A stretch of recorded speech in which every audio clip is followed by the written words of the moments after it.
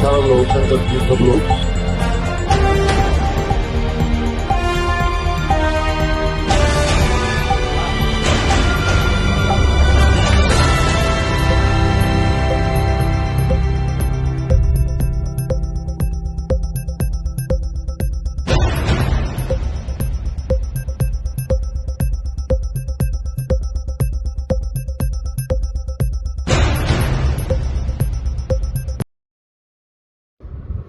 नमस्कार, वक्त 24 में मैं राजू सिंघल आपका स्वागत करता हूं।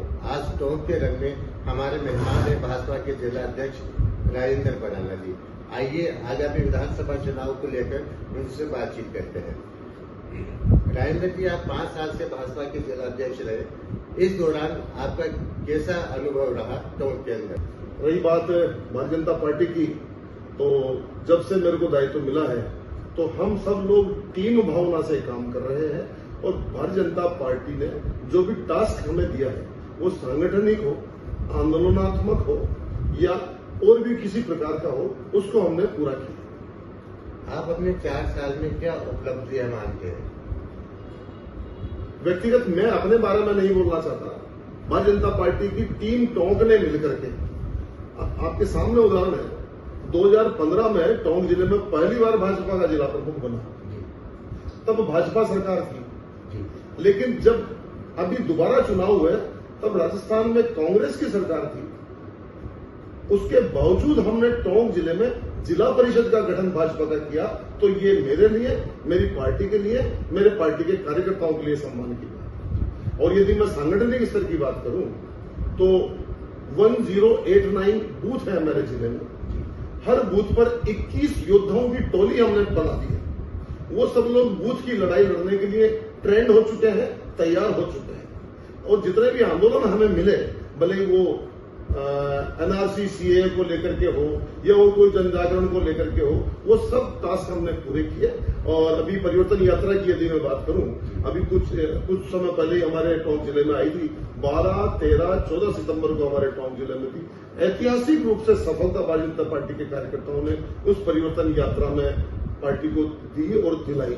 और अभी जो आपकी जानकारी में 25 सितंबर को महासभा जो जयपुर में आयोजित करी गई थी, मैं समझता हूं ऐतिहासिक महासभा, उसमें टोंक जिले से 10,000 से ज्यादा कार्यकर्ता उस कार्यक्रम में मोदी जी को सुनने के लिए गए। ओवरऑल यदि मैं कहूं तो भारतीय जनता पार्टी के एक एक कार्यकर्ता ने मिलकर के टोंक जिले में भाजपा संगठन को मजबूत करने के लिए अपना खून और पसीना बहाया है और वो आगे भी बहाते रहेंगे। आगामी विधानसभा चुनाव में आप टोंक में भाजपा के लिए क्या स्थिति देखते हैं? मैं समझता हूं बिल्कुल दीवार पे लिखी इबारत की तरह मैं पढ़ सकता हूं कि टोंक में 4 सीटें भाजपा जीतने वाली है और बहुत ज्यादा बहुमत के साथ जीतने वाली है। लोग बात कहते हैं कि टोंक में भाजपा में बहुत गुटबाजी है और अलग अलग गुट बने हुए हैं। इस गुटबाजी को आप अगले चुनाव में कैसे रोक पाएंगे? अब साहब, मैं बचपन से दोहा में एक पंक्ति सुनता आया हूं, कुछ तो लोग कहेंगे, लोगों का काम है कहना। लेकिन मैं भारतीय जनता पार्टी के जिलाध्यक्ष के नाते कह सकता हूं, भारतीय जनता पार्टी में एक ही गुट है, वो कमल का गुट है, कमल के चिन्ह का गुट है, कमल के निशान का गुट है।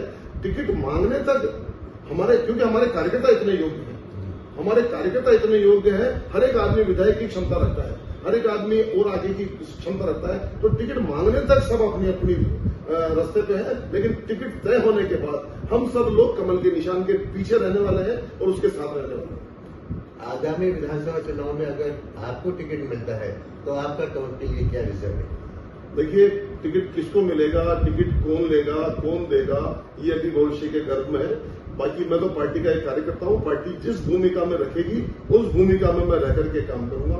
हाँ, जो भी कोई टिकट लेकर के आएगा, हम सब लोग एक मुखी होकर उसको जिताएंगे और विकास की गंगा हम सब लोग सामूहिक रूप से इस विधानसभा में और इस जिले में बहाने का तय कर चुके हैं।